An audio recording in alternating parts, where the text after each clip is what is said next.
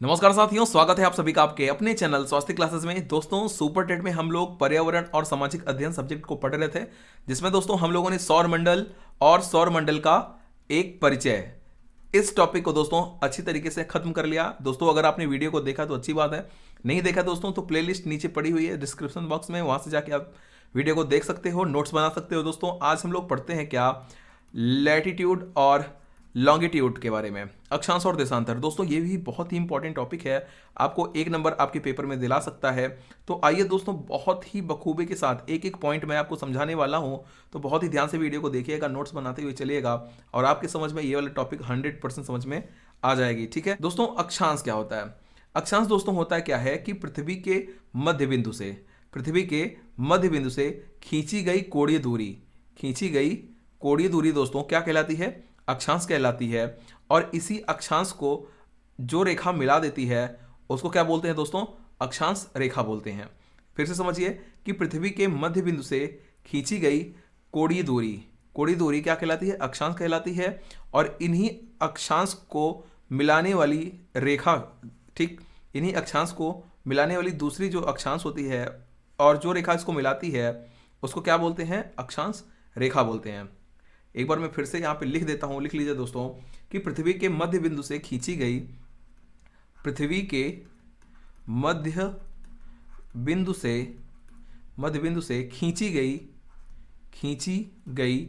कोणीय दूरी अक्षांश कहलाती है। और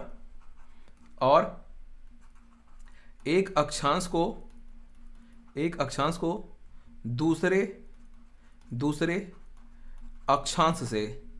अक्षांश से मिलाने वाली जो रेखा होती है, मिलाने वाली रेखा अक्षांश रेखा कहलाती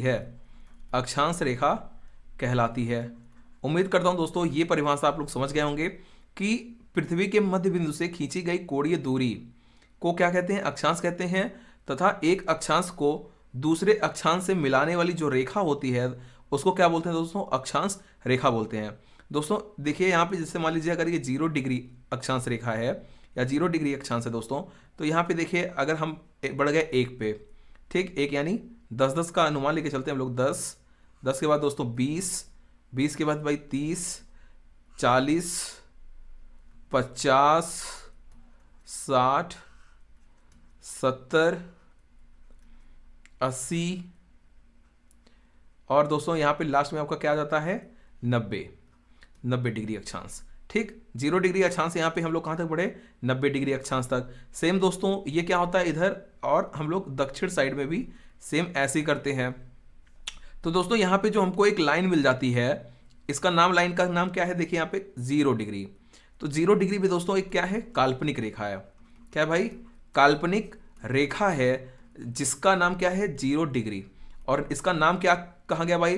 देखिए जो 0 डिग्री है ये पृथ्वी को 2 गोलार्धों में विभाजित कर देती है, 2 बराबर भागों में बांटती है पृथ्वी को।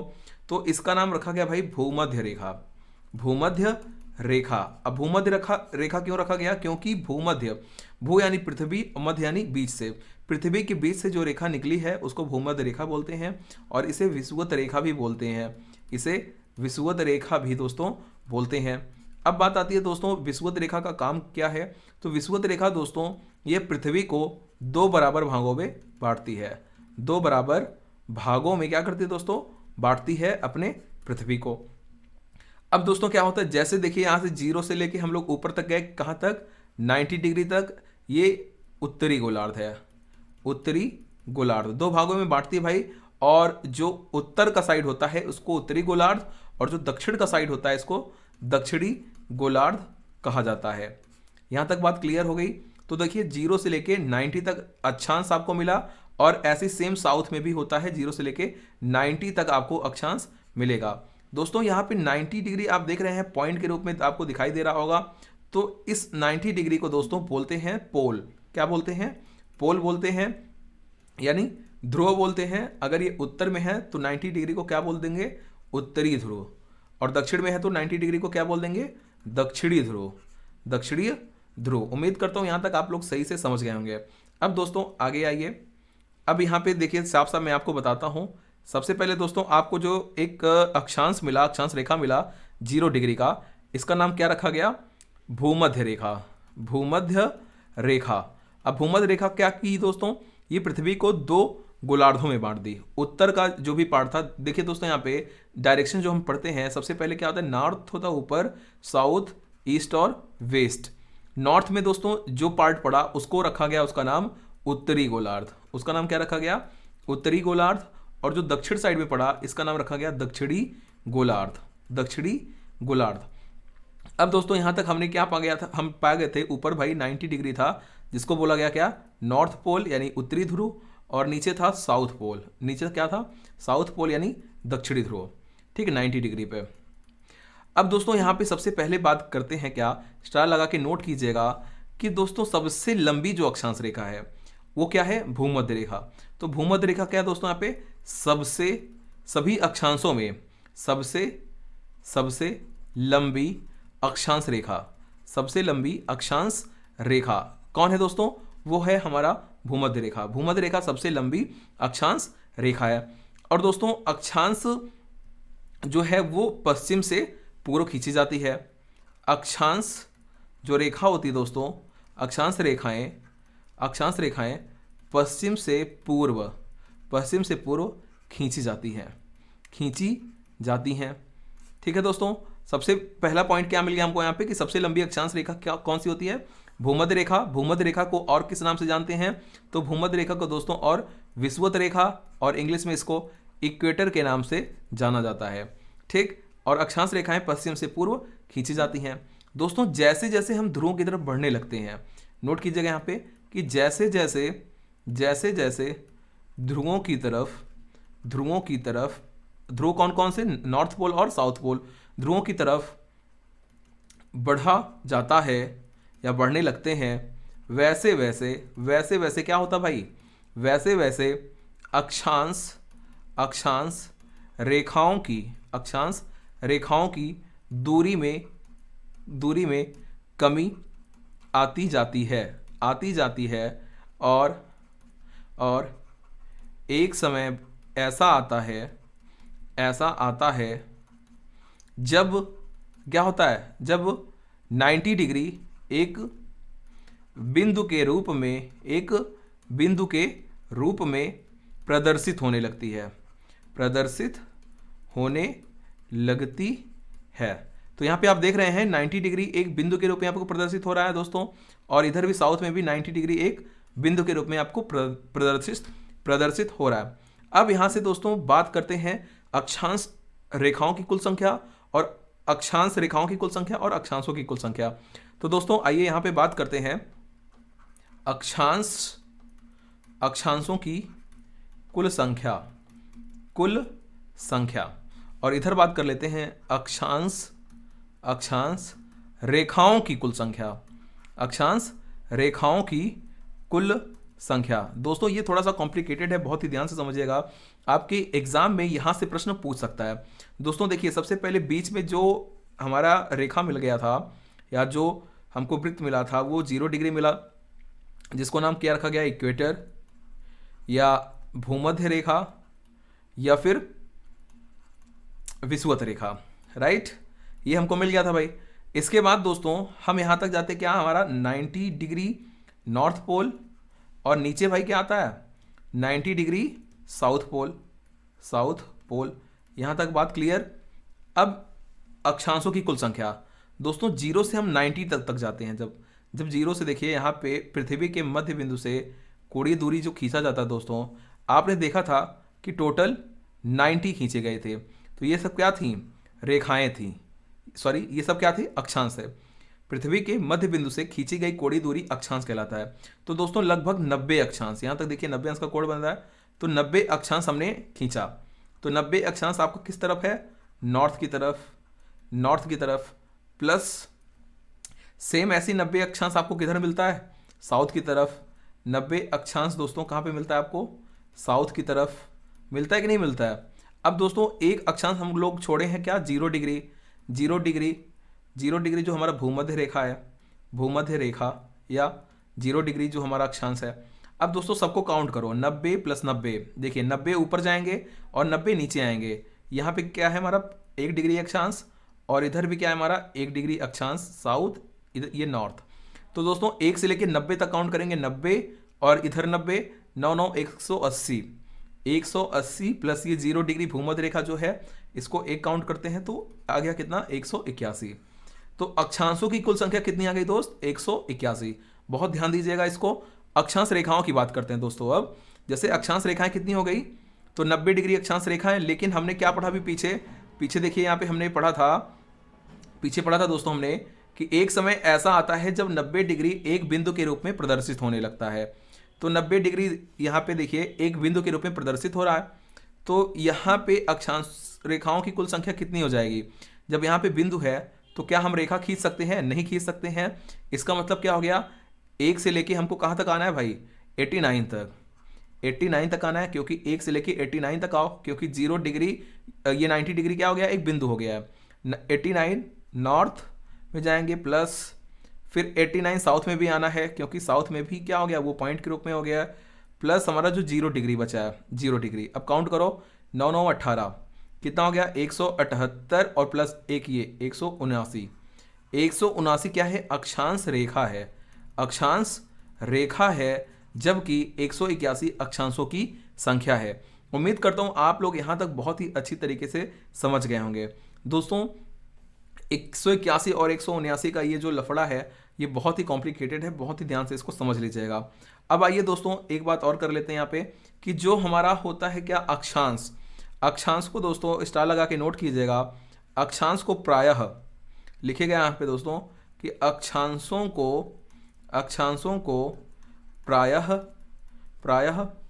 अंशों में प्रदर्शित किया जाता है, ठीक है दोस्तों। अक्षांशों को प्रायः अंशों में प्रदर्शित किया जाता है। यहाँ तक दोस्तों आप समझ गए। अब दोस्तों यहाँ पे देखिए कि चार